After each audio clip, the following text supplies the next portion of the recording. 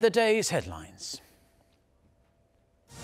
An unwelcome return. South Korea is coated in a cloud of ultrafine and yellow dust. The grim combination is forecast to clear soon, but experts say the slightest change in weather could see it return. President Moon Jae-in is in Prague for the first leg of his three-nation tour that will take him around the world over the next 8 days. His main aim in the Czech capital, helping Seoul win a bumper nuclear energy deal. Plus, countdown to blast-off. South Korea is set to test the engine of a locally developed 75-ton rocket. So let's start with the awful air quality we've all been subjected to here in Korea for the past 24 hours or so. A nasty combo of fine, ultrafine and yellow dust straddled almost the entire country on Tuesday and may not clear until later today. So if you're watching us in Korea, it is advisable to wear a face mask before venturing outside today. Lee Seung-jae starts us off. People in Korea have become used to coping with varying levels of fine and ultra-fine dust at certain times of the year. But on Tuesday, they also had to deal with a blast of yellow dust blown in from Inner Mongolia.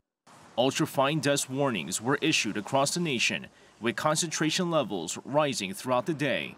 Additional warnings were issued on Wednesday morning for the Chungcheong and Honam regions.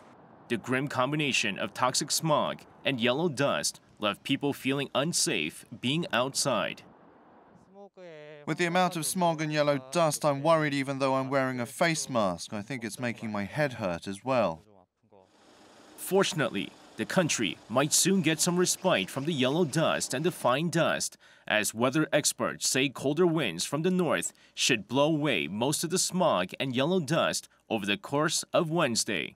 However, they warn a period of milder temperatures or a change in wind direction could cause heavily polluted air to return.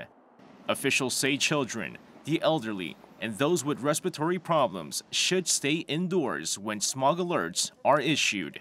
Lee Seung-jae, Arirang News.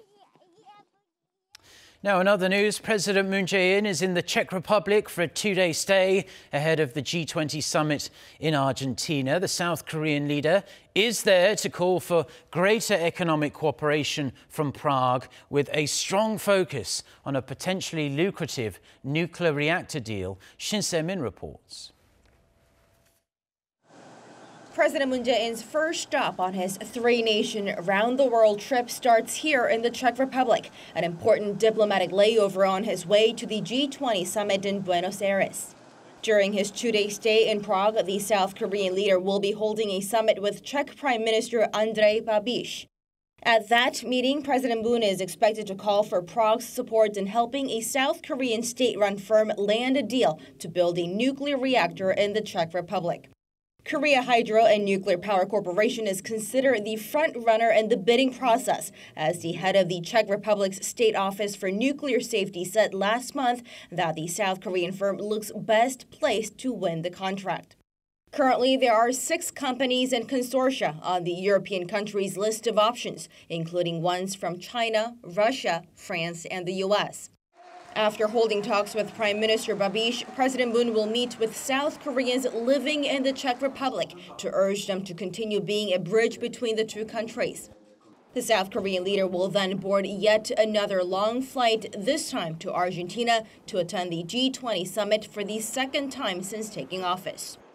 During his short stay here in the Czech Republic, the South Korean leader is working to boost the two sides' strategic partnership by adding another layer of economic cooperation with a strong focus on the nuclear reactor bid. Regardless, the Prague trip is a warm-up to the G20 conference in Argentina, where President Moon will push his North Korea peace drive and the economic diplomacy with the biggest players on the world stage. Shin Se-min, Arirang News, Prague.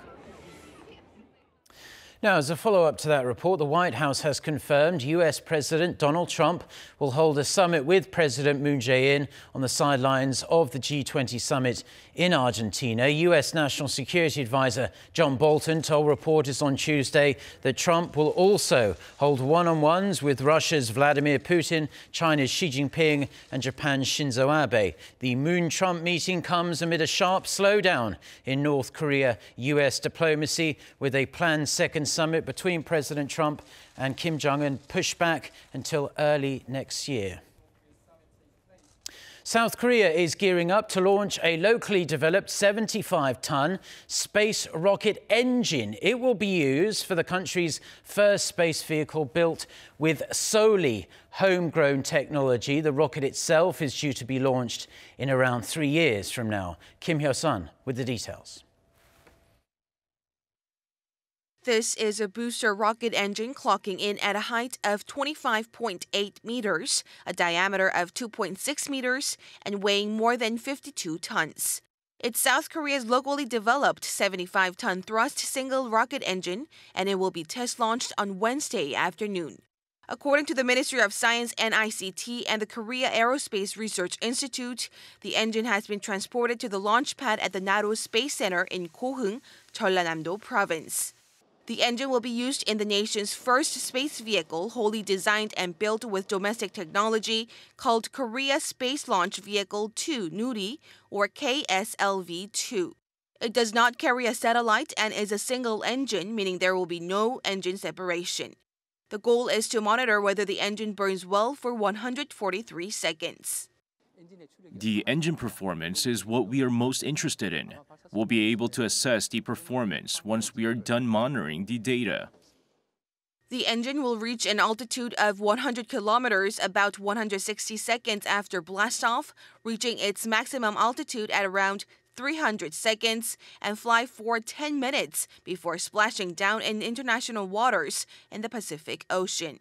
South Korea aims to launch the KSLV-2 to put a 1.5-ton satellite into orbit by 2021. Kim Hyo-sun, Arirang News. The United Nations and other authorities are investigating at least 40 ships and 130 companies for making illicit transfers of refined oil, coal and other goods to North Korea. Citing diplomatic sources, the Wall Street Journal reports these vessels have made over 200 trips to the north in violation of UN sanctions. While the exact ownership of the vessels is unknown, they are known to have been registered in countries ranging from Taiwan to Togo. The report adds the regime is using various disguise measures to avoid international sanctions. A senior French civil servant has been arrested on suspicion of spying for the North Korean regime. Now, reports say that Bernua Kenida was arrested Sunday night over suspicions of collecting and delivering information to Pyongyang and is being questioned by the Domestic Security Agency in France. He also serves as the president of the Franco-Korean Friendship Association, which aims to promote closer ties with the North. North Korea's sports minister is in Tokyo to attend a two-day session of the Association of National Olympic Committees. The Japanese government gave Kim Il-guk the green light to enter the country as an exemption to sanctions against the North. Japan's Chief Cabinet Secretary Yoshihide Suga cited the spirit of international sport that prohibits discrimination on the basis of nationality. Kim did not answer any reporters' questions upon his arrival in Tokyo on Tuesday. It marks the first time a North Korean official has visited Japan since 1991.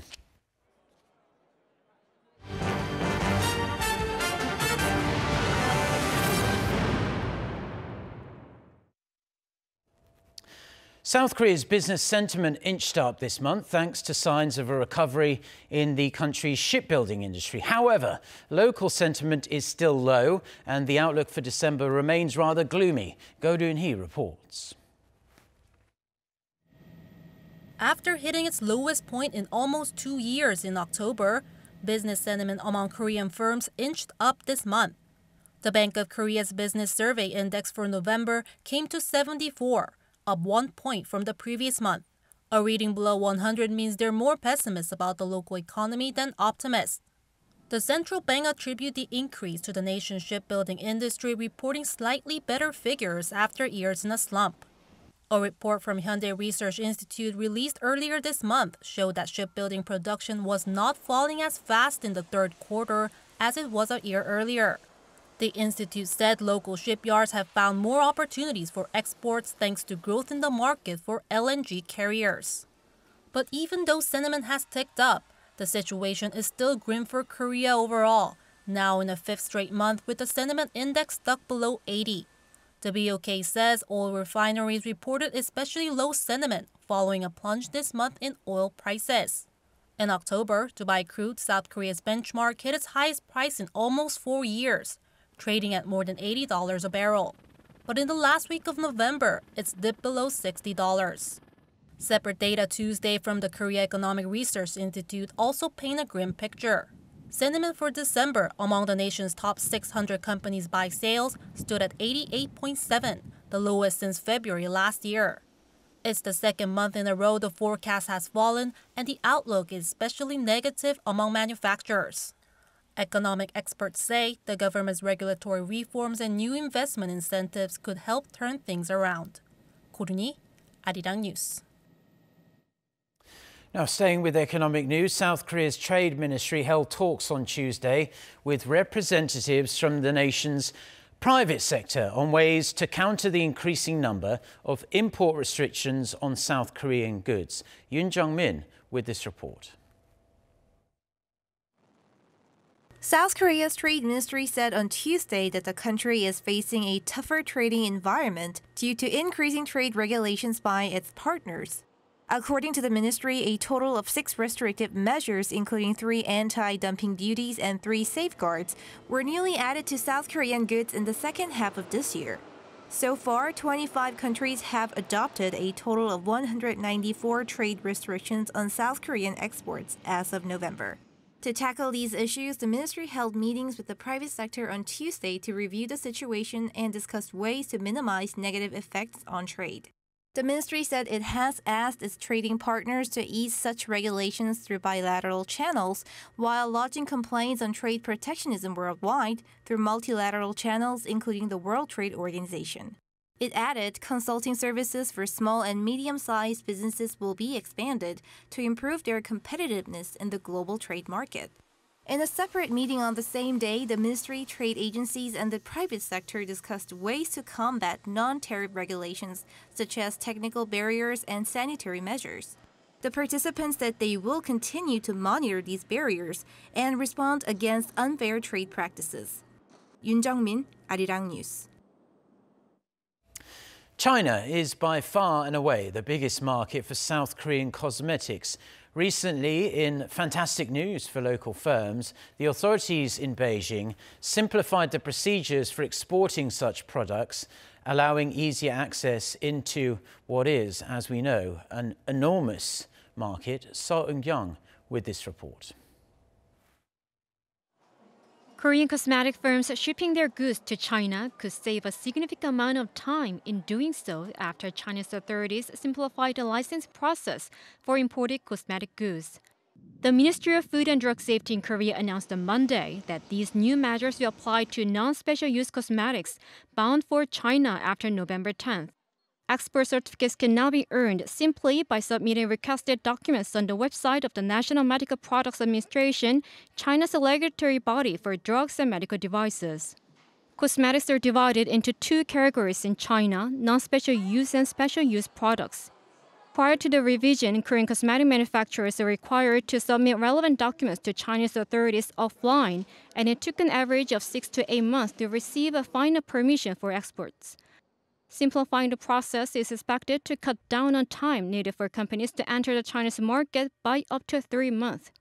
China is the biggest market for Korean cosmetic firms. Exports to China as percentage of total outbound shipments has steadily increased over the past 5 years. Given that the cosmetics market is trend-sensitive, enabling companies to enter the market more quickly is likely to have a positive impact on profits for domestic firms, according to the Ministry of Food and Drug Safety. Songdo, Arirang News.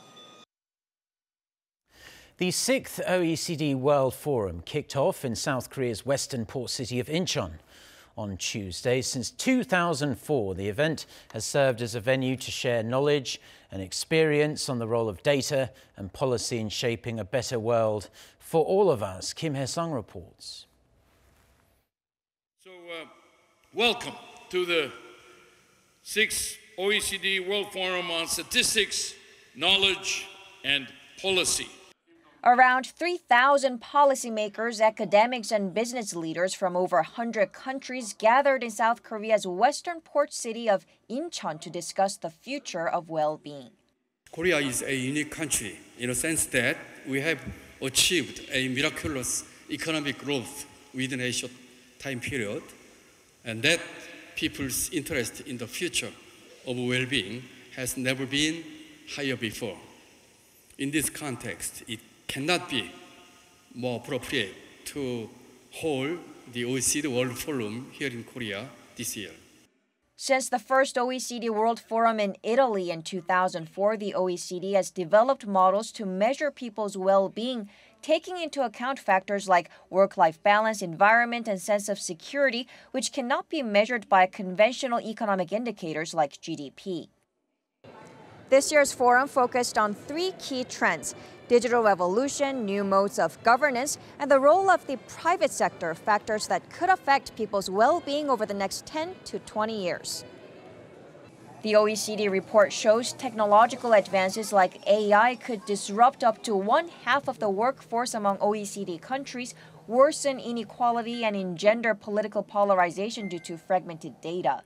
The aging population in particular add complexity to this digital transformation, and participants at the forum pointed out that the role of governments is to help provide security for the people through better health care and access to education. But the private sector also plays a critical role.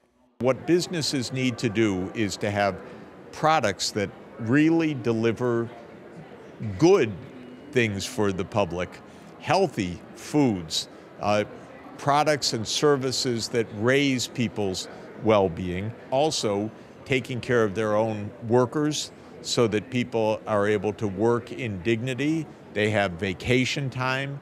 During the 3-day event, policymakers and statisticians will examine detailed ways to push for inclusive growth and formulate a collective action plan Thursday to help improve people's well-being. Kim Hae-sung, Arirang News, Incheon. South Korea's presidential office has requested a police investigation into an email sent by someone impersonating the National Security Office and sending this email to experts on foreign affairs. The email in question contained a document purporting to show the top office admitting to a growing divide between Seoul and Washington over North Korea's denuclearization. The Blue House came out and denounced the document, which lacked even the most basic official security features, but whose fake claims hit the headlines anyway. 청와대 believes this is more than just a false report. In fact, it's so malicious that it's almost impossible to find a precedent for it in media history. The Blue House said the document is harmful to the country and its relationship with the US. It added the journalists behind the reporting should also be held responsible for not doing even a bare minimum of fact-checking.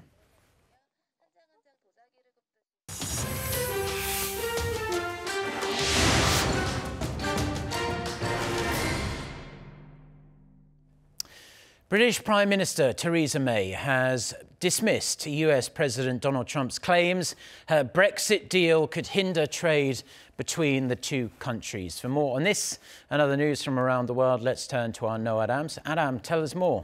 Well, Mark, President Trump suggested earlier this week that May's Brexit agreement was only good for the EU. He was joining the chorus of skeptics within the UK who have voiced similar sentiment. President Trump also said it wasn't clear if the deal would allow for a US-UK trading partnership, but Prime Minister May issued a sharp rebuke.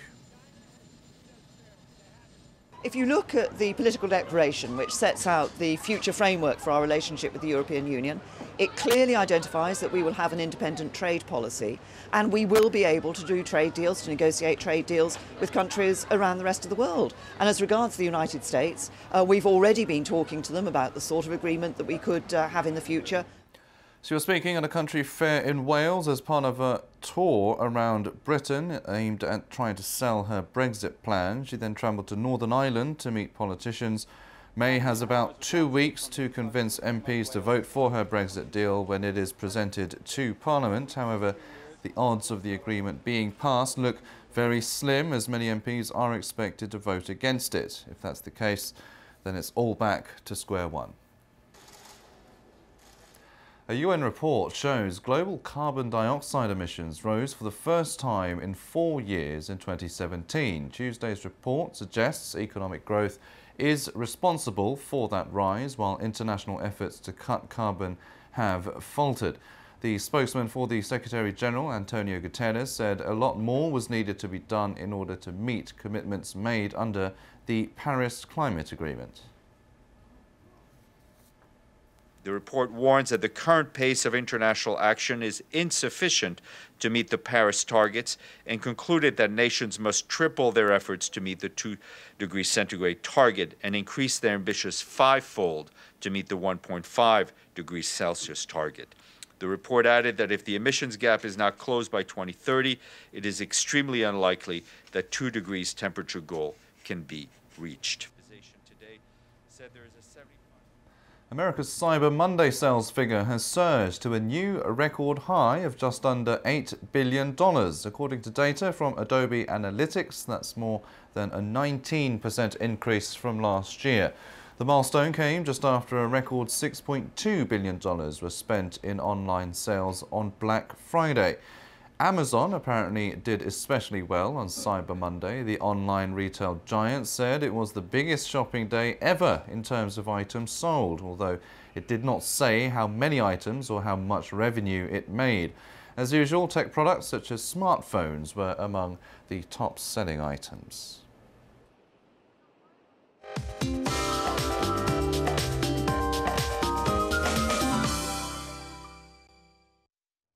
Good morning.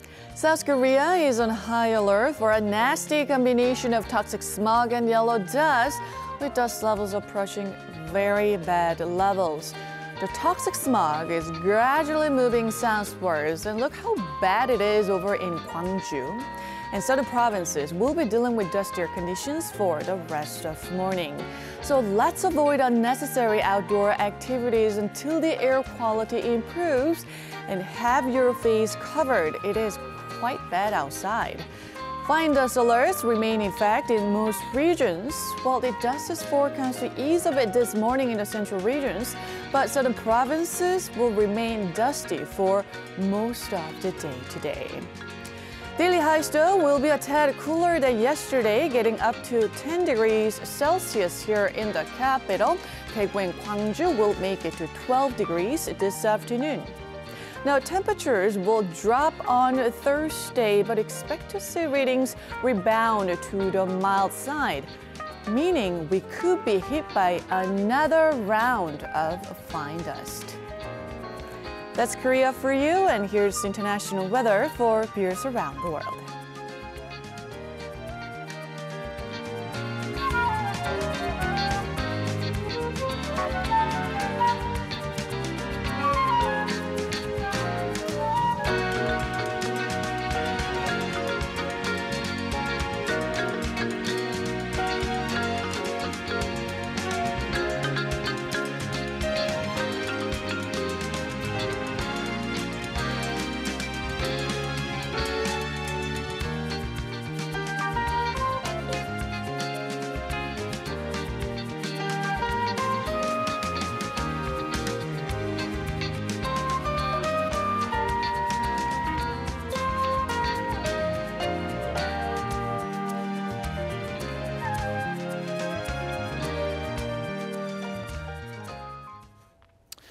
Well, that's all we have for now on this Wednesday morning here in Seoul. Do stay tuned to us here on Arirang TV.